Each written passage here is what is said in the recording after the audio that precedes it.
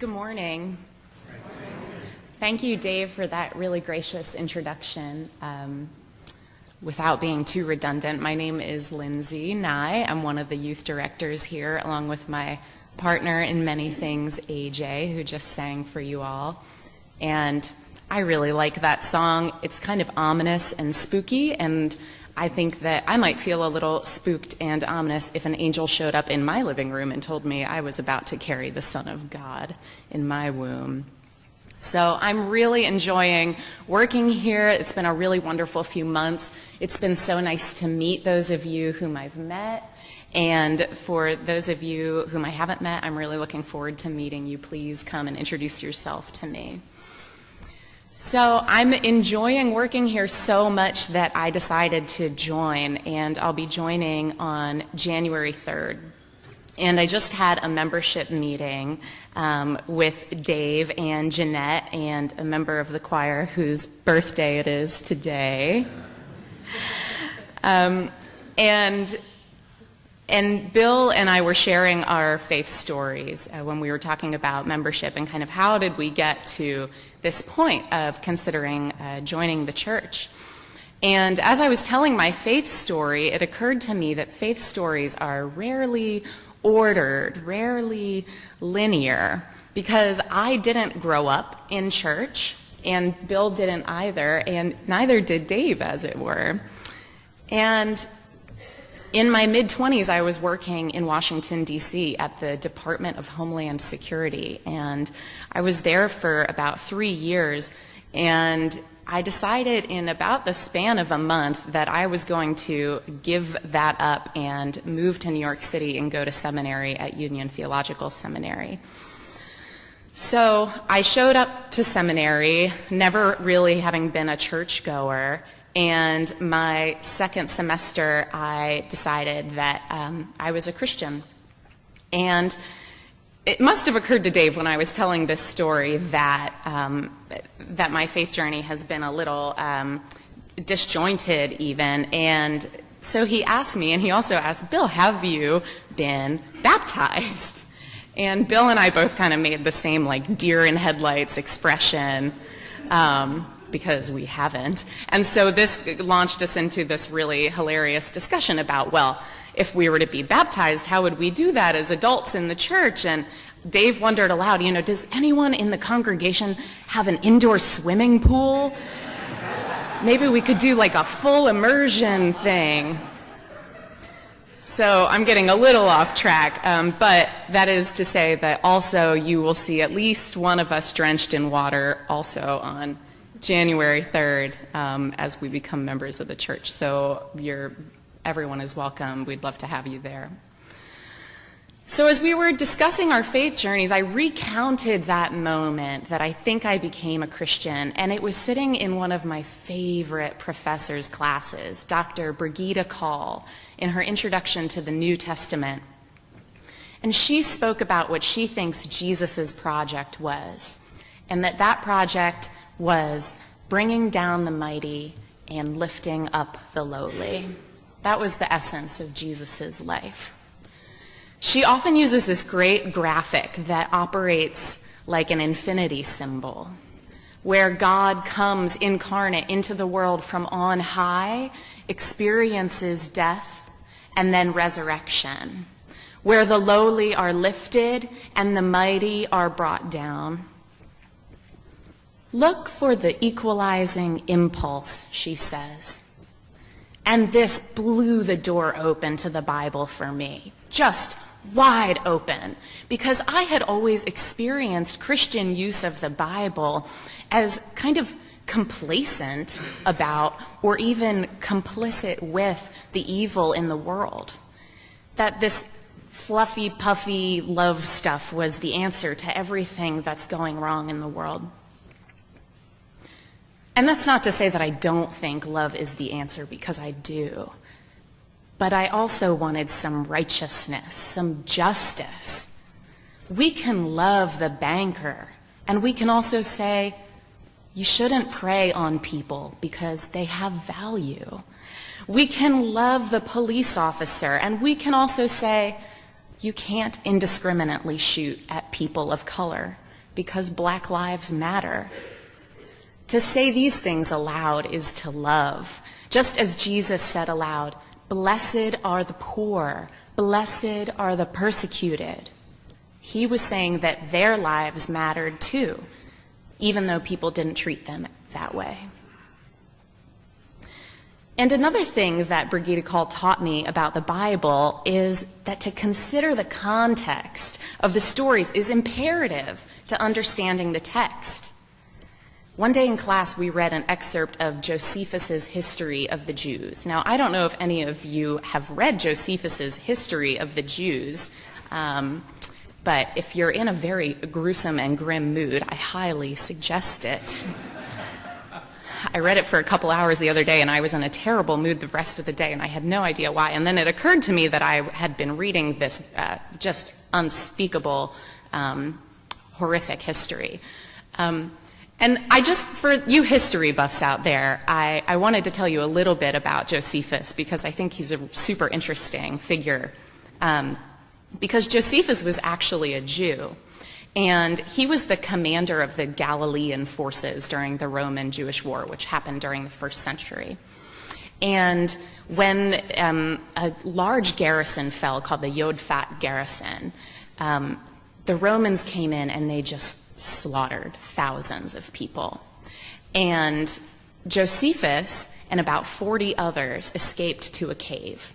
And rather than surrender themselves to the Romans, they decided to commit, and this is a little dark, they decided to commit a form of collective suicide, where they killed every third person until there were only 2 people left, and one of those people was Josephus.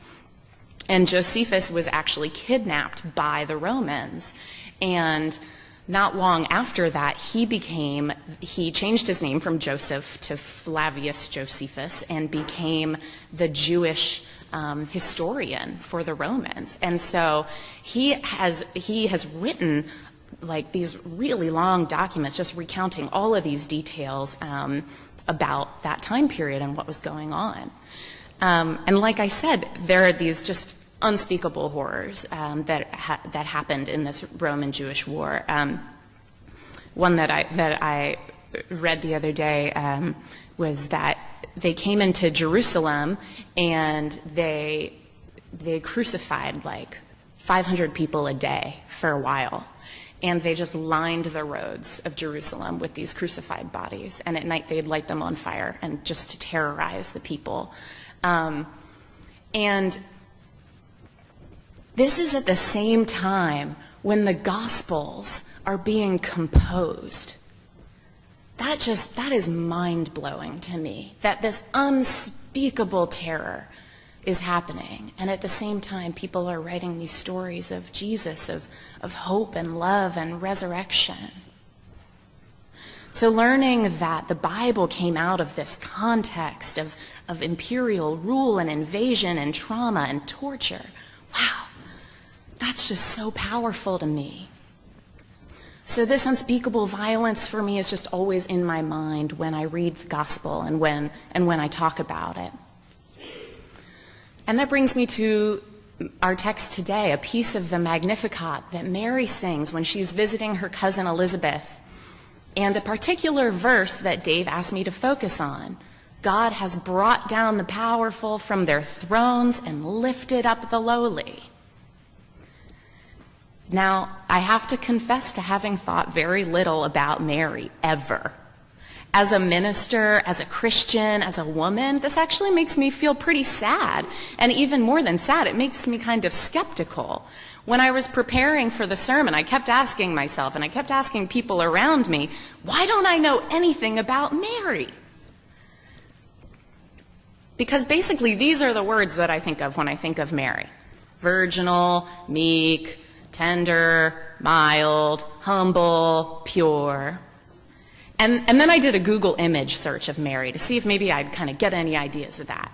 And there were like 3 poses of Mary, basically, that came up. And it was the one, the arms outstretched, the head tilted, holding the baby, the head tilted, hand over your heart, the head tilted. So these are the mainstream images of Mary that we have out there. And of course, they all depict her as just lily Snow White. So I think maybe one of the reasons that I haven't given much thought to Mary and why I didn't learn about Mary in seminary, besides kind of this intentional distancing away from Catholicism, right? Like, well, those people have a strange relationship with Mary and we don't want to be like them. So one of the reasons that I didn't learn about her, I think, is because she's just kind of static, right? And in our predominantly white, Protestant, middle upper class, educated, highly privileged community, she doesn't really seem to have a place. And I think we've dismissed her because she's a woman and because she has this kind of divine favor and divine power to bring Christ into the world. But I think also there are some really critical reasons that we've dismissed her, like maybe we do recognize she's been super whitewashed and she's been desexualized. And maybe because some of us just find Immaculate Conception and the concept of her virginity to be like just a load of garbage. So while it's important that as a church we're having conversations about women and sexuality and purity and all that nonsense, we should also go back to the context of the story as best we can, just like Dr. Call taught me. So Mary, first off, she's definitely not white. No. She's not a member of the upper crust, quite the opposite. She's a member of the Jewish people, ruled by the Romans, subject to indiscriminate violence and outrageous taxation. And around this time in history, we know that a census was being taken. And while scholars are divided on the occurrence of an official massacre of the innocents, such brutality was really not outside the realm of possibility at this time in history. And so it was very common for people like Mary to flee from Roman brutality and seek refuge in far-flung places. So if any of this is sounding at all familiar to you, be assured that the tools of oppression have not changed much in 2,000 years. In addition to all this, she's most likely 13 to 15. She's pregnant. She's unmarried. She's female. And women in this context are treated more like property than people. And she's at the near bottom of the social ladder. She has scarcely more privilege than those who are enslaved. She's poor, she's ethnic, she's perhaps a refugee and homeless. And people around her might have considered her more of a whore than a virgin if they knew she was pregnant and unmarried. She embodies so much of what her society considered to just be low life, right? And we know that even Joseph is worried about her image because in the Matthew nativity story, he's like, maybe I should divorce this lady. I don't know. This is a little freaky. She's pregnant, and I'm a law-abiding man. And yet, she's pregnant with the Christ child. She'll carry God in her womb. She'll carry the Savior of her people. Here we see my dear Professor Dr. Call's infinity sign again. God comes from on high to lift the lowly. Only I wonder here if Mary is not only speaking about what Jesus will do in the world, but if she is singing about her own value in the world. He has brought down the powerful from their thrones and lifted up the lowly. Even in one of the most lowly states that her society, that her context can imagine, Mary will grow the Christ child in her belly. In this very quiet, simple act, God has already brought down the powerful from their thrones simply by choosing Mary to carry the Christ incarnate. God shows us that by the simple act of acknowledging someone's worthiness, especially the lowly, we bring down the powerful from their thrones. And I think, and this is all I'll say about Mary's virginity because I haven't quite come to terms with it if you can't tell, But I think one thing that it could suggest is that Mary doesn't need a man or any other human being to have the Christ inside of her. It's between her and God. And I think that's a very powerful lesson. So by all of this, we see that the conditions that the world has placed on Mary does not limit the depth of her humanity or negate the Christ nature within her. Now, I hope that this does two things for us. I hope that as conscientious and brilliant theologians, because I really do believe that we are all theologians, we can do two things with this text. One, as Dave was saying earlier, we can identify with the characters, and as I like to put it, we can put it on. We can dress ourselves in this text. All of us, not just women, but all of us. I hope that we can look in the mirror on those days when we feel ugly, hated, misunderstood, vulnerable, poor, broken, scared, sick, oppressed, depressed, anxious. Since we are in charge of bringing Christ into the world, I hope that we can imagine that, like Mary, we might have Christ in our bellies too.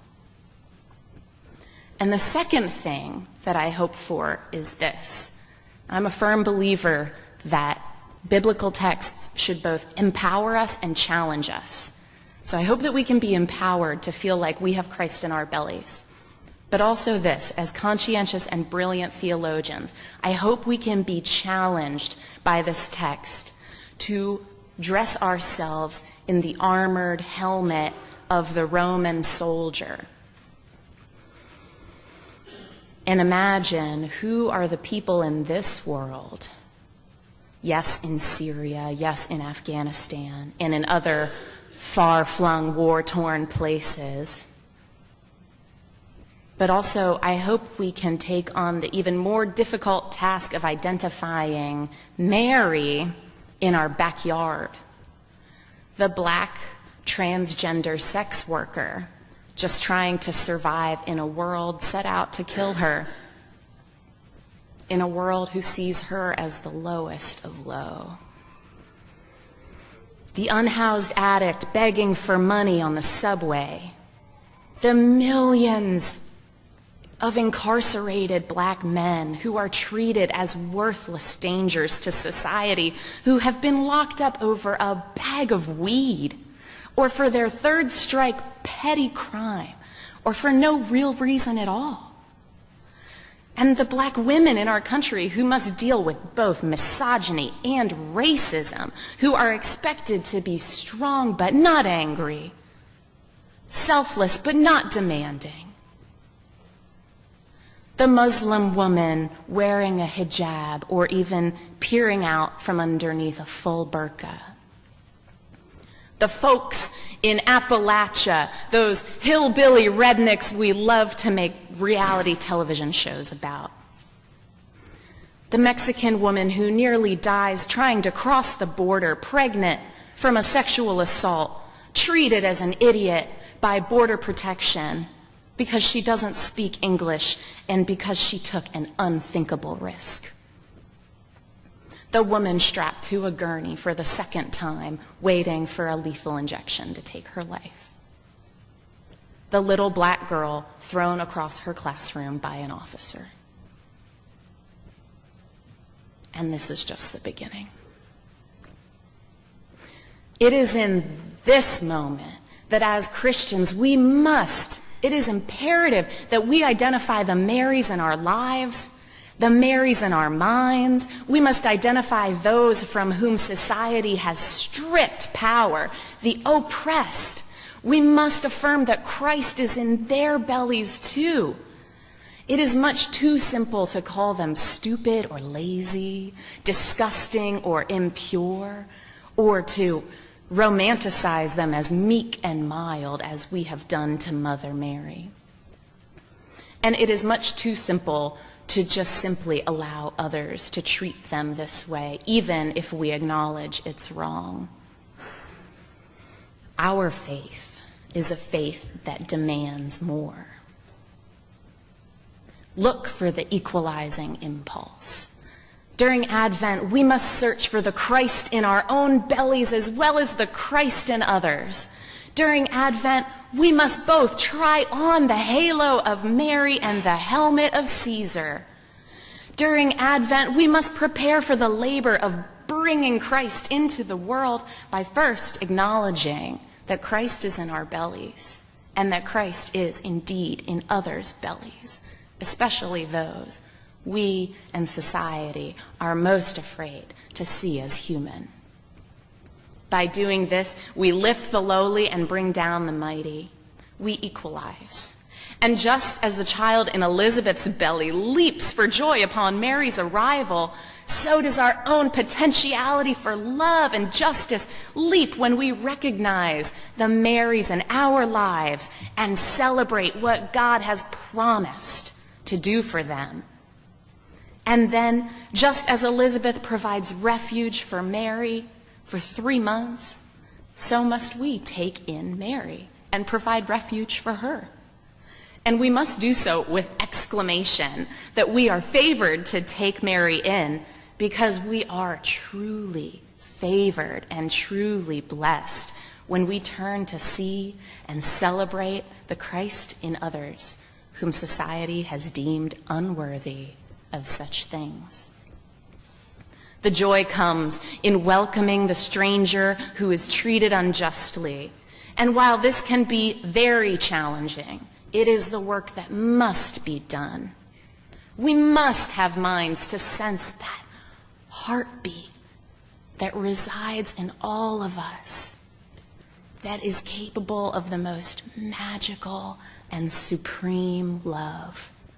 We must believe that it even exists for us to nourish and protect it. Christ is the guest who shows up to every party he's invited to.